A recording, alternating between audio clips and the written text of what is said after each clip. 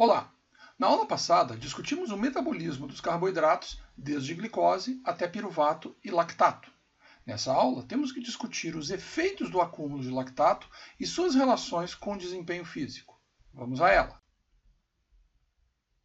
Pois bem, a primeira coisa é relembrarmos que, a partir de glicose, somos capazes de formar piruvato e, dependendo da capacidade mitocondrial de captação a partir dos MCTs, captar esse piruvato, convertendo a acetilcoenzima A e caracterizando então a via aeróbia, ou então, a partir da incapacidade de captação desses piruvatos, convertê-lo, a partir da ação da enzima lactato desidrogenase, a LDH, a ácido lático e lactato.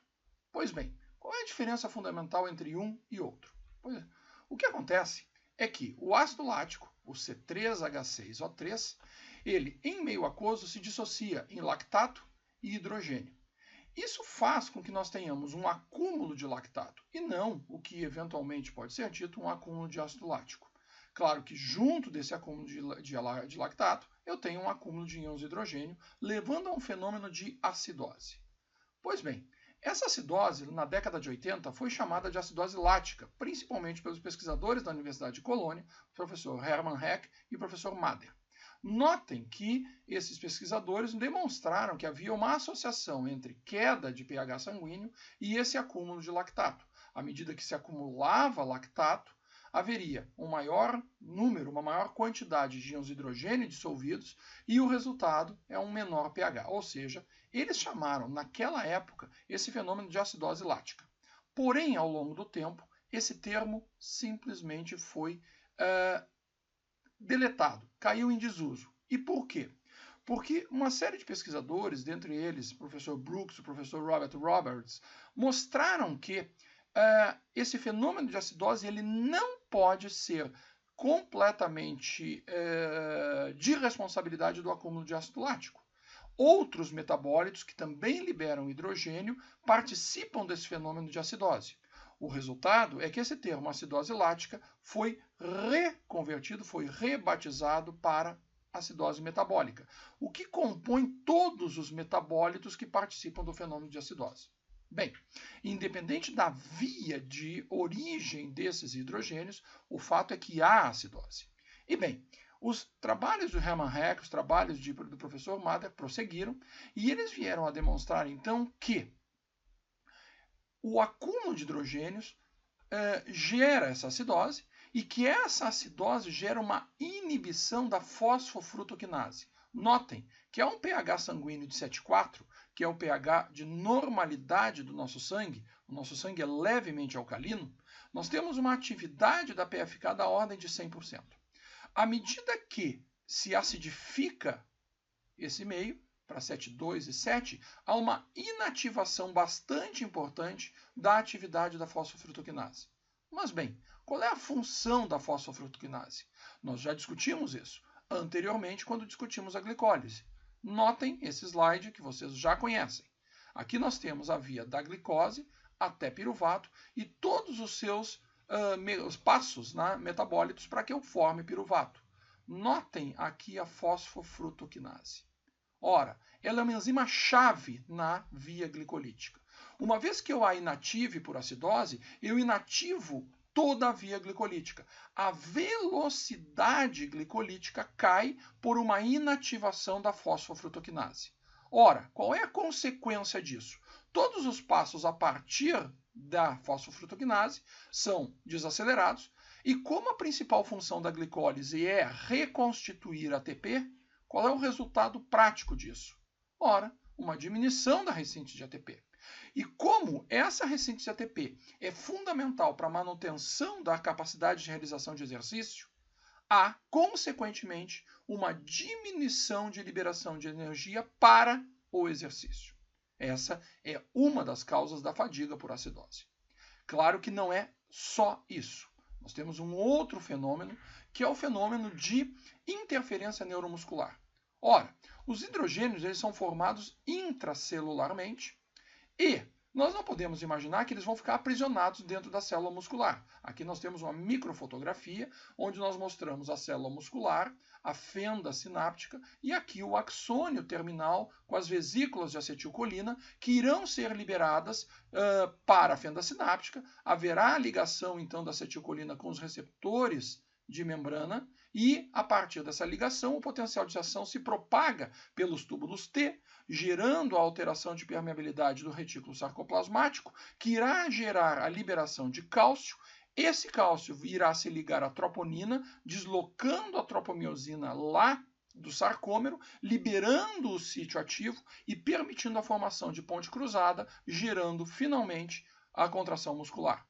Ora, esses hidrogênios que aqui estão representados, eles não vão ficar aprisionados na célula muscular. Eles também saem da célula muscular e muitos acabam acidificando a fenda sináptica num fenômeno que a gente chama de acidose de placa. Qual é o resultado? Esses hidrogênios acabam por interferir na ligação de acetilcolina com seus receptores, interferindo consequentemente na condução neuromuscular. Isso gera uma alteração de coordenação inter e principalmente intramuscular. É evidentemente um fenômeno de descoordenação micro, mas que acaba por gerar alteração de desempenho motor. Além disso, nós temos que nos lembrar que, quando olhamos a miofibrila, que aqui é representada, nós temos o retículo sarcoplasmático, cuja função é compartimentalizar cálcio. Ora, a acidose celular, ela irá afetar diretamente a capacidade de liberação desse cálcio.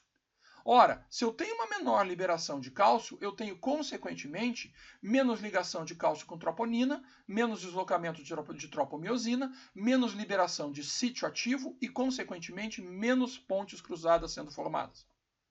Qual é a consequência prática desse fenômeno? A consequência é diminuição de força muscular.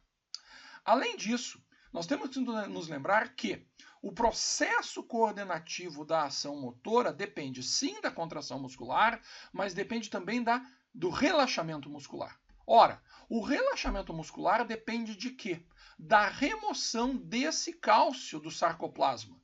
Assim como ele foi liberado, ele tem que retornar para o retículo sarcoplasmático. Esse retorno depende de uma bomba chamada bomba cerca, que é uma bomba de cálcio ATP dependente. Então, isso aqui é uma ATPase cálcio dependente. Ora, uma vez que ela seja ativada, o cálcio retorna para o retículo sarcoplasmático e, nesse caso, eu tenho relaxamento muscular. Ora, se tudo estiver funcionando bem, nós temos tanto a contração quanto o relaxamento de uma forma sincronizada. Porém, nós acabamos de ver que a acidose ela inibe a reconstituição de ATP. E a bomba cerca ela é dependente de ATP.